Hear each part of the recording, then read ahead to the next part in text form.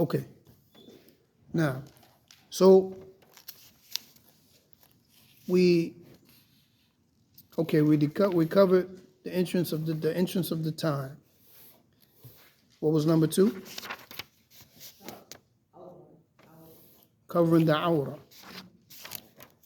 What was number 3?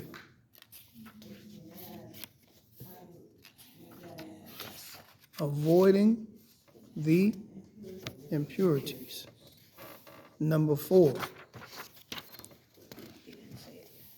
Number 4 is istiqbal al-qibla. Istiqbal al-qibla. Facing the qibla. Istiqbal al-qibla.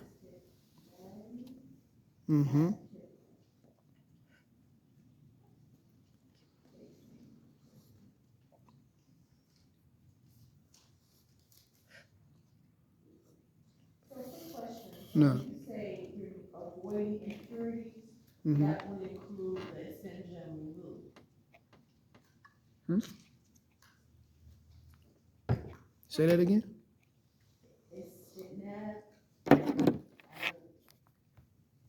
Avoiding impurities. So what falls in that? I'm saying, like you said. We mentioned it. I know, but I'm saying, like, does that include having wudu or and so that's not a condition? That won't be a condition? Or we just have to kind of hear?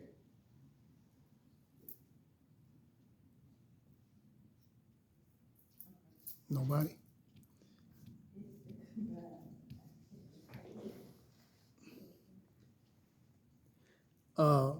No. Okay. Istiqbal al-qibla. Facing the qibla. Which would be northeast or east? No. All depends on where you are. For us, it's northeast, right, Sheikh? The qibla for us is northeast.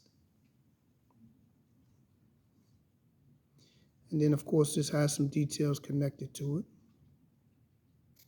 The 5th condition is an-niyya. An-niyya. The intentions. Have to have the intention. And the place of the intention is where? Is in the heart. It's not on the tongue. It's not correct to stand in front of the people or stand up for salat and say, nawaitu, so on and so forth. It's not from the sunnah. The place of the niyyah is in the heart. Prophet sallallahu alaihi wasallam, he didn't used to yantiq. He didn't used to utter the intention out loud. The intention is in the heart. Where did that teaching come from? What teaching? To say, that's about to Qayyum and, it's a lot. Wallahi, I don't know. But it's a lot of things that we see people do.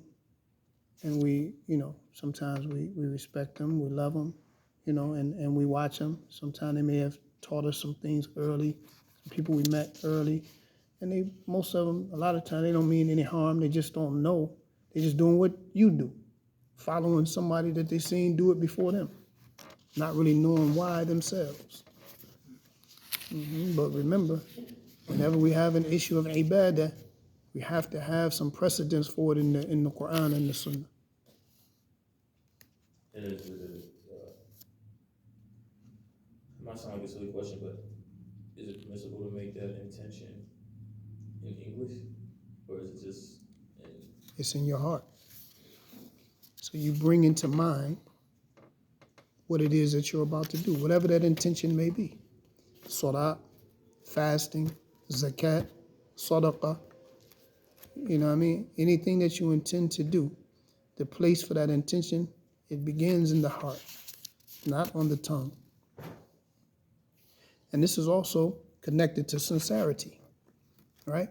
The sincerity is from within and not from without, The sincerity lies. No one can look at you, no matter what they see you do, and know for a fact you're sincere or insincere, except that the actions accompany that. إِنَّمَا الْأَعْمَالُ بِالنِّيَّاتِ. Verily, the actions are but by the intent.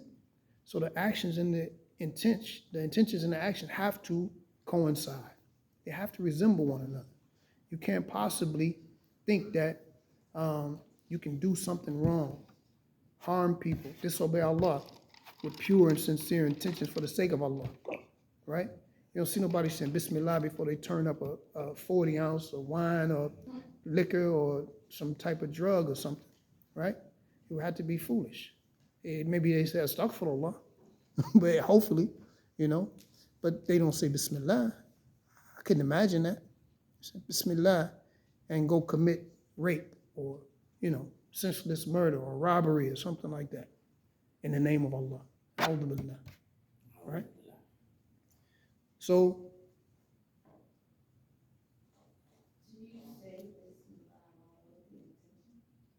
you say Bismillah with your intention?